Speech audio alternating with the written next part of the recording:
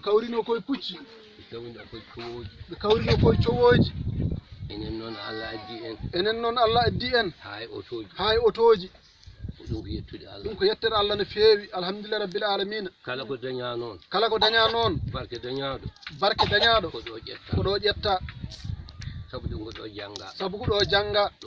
ko ɗo neha ha hunde fof wawi hen heɓede ɗum noon hombo yetta on mbo waggui ɗon kadi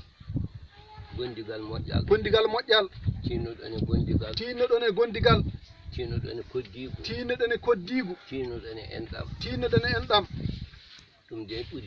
ɗum de ɓuri tidde bani adama tinnoɗon e koddigu tinnoɗon kadi enɗam men gonen neɗɗo goto jaaden gonden ballodiren ko ɗum woni neɗɗo ɗe geɗe ɗiɗi haɗe keeɓi tate ɗe timminta bani adama o yaha ko moƴƴi o haala ko moƴƴi o waɗa ko moƴƴi o wona moƴƴo o haalata ko moƴƴi o yahata ko moƴƴi o liggotako ko moƴƴi on wonata neɗɗo tinnoɗen wadde ɗeɗo gueɗe tati ɗe wiiɗe tinnoɗen e ɗeɗo jehen ko moƴƴi kaalen ko moƴƴi mbaɗen ko moƴƴi janggo kadi kaltenen yimɓeɓe sa yi Alhaji Saydou Kelle radiyallahu taala anhu ha hande ina haale wanno koko moƴƴi yahanno koko moƴƴi wallanno yurmotono ɗo ko aduna fof hoɗanno ɗo yete ɗum noon tawde en jontama tinnoɗen hen tinnoɗen e taniran men mbaɗiranno ni babiramen mbaɗiranno ni enen ne mbaɗen noon tinnoɗen gonden jaaden ballodiren hay goto e men woto yaw goɗɗo ɗin noon tinnoɗen ha no feewi jogoɗen joom noon ko ɗon arsigi arata a dillat arsigi tawma hen kono noon a dillayi arsigi arata arsigi manta harrigu o wi arsigi woni koye dillinare a dillat de arsigi tawma ma mbaɗa sababu no feewi arsigi tawma hen wona keeɓa mbajja tan cudduɗa leloɗa ha arsigi tawma ɗon ɗum kam wawa wonde tinnoɗen no feewi dillen mbaɗen sababu jiɗen wonde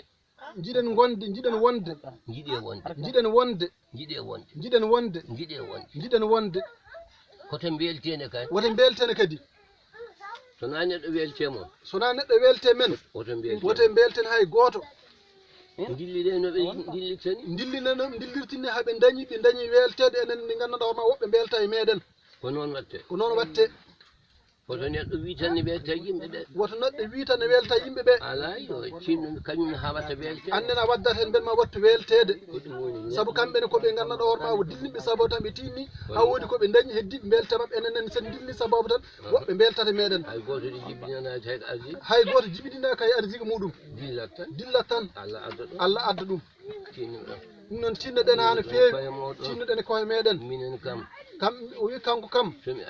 so ari wallahi cikka o sikkata ko artata ɗo sako ngolɗo kono noon ceerno amin pamminma almuɓe ɓe e jiyaɓe Allah ɓe e gandanɗa hoorema e yimɓe Allah ɓe kamɓe fof ko moƴƴere ma e neɗɗagu ma e ndimagu ma ɗum tagui kala hen julɗo ina ñagonoma Allah nde Allah junnata balɗe ɗe hebbide ma cellal on ɗum duwaw Allah no jaabo ɗum kala saaha kono an balɗe ma joofino ko ɓooyi ko duwuji tan Allah ina weesa wonno ka mawɗo moƴƴo ka mawɗo gandanɗa hoorema ka ceernajo kormateɗo ka ceernajo moƴƴo ɗum tagui leñol ngol no duwanama balɗe ma ne jaara yeeso e cellal ngal ko hen min goni balɗe ma gasino ko ɓooyi kono ko duwuji julɓe tan kedduma ɗo yeta Allah noon dental ne yiɗi ɗum ha soɓe duwima Allah jaaboto direct ɗum to minen tan duwototo so Allah jaɓi ma artuɗo kadi mbuuɗi so Allah jaɓi on jarama no feewi eyyi min jiiɗi hanti o wi min jiiɗi hanti ɓennude joom oto o komin kalduno e mum nana timma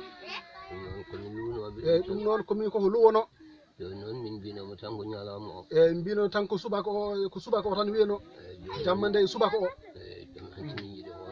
hanti yiɗamante hootede kadi o fofti o on saaha wendogo garowo so tawi ɓandu ndu jaaɓi on saaha rutto Dakar so Allah jaaɓi a ɓuɓnoyta ɓandu ndu kam ha ɓuuɓa kam hadema yawtude a ɓuɓtoyta kam ha ɓandu ma ɓuuɓa kam daña yawtude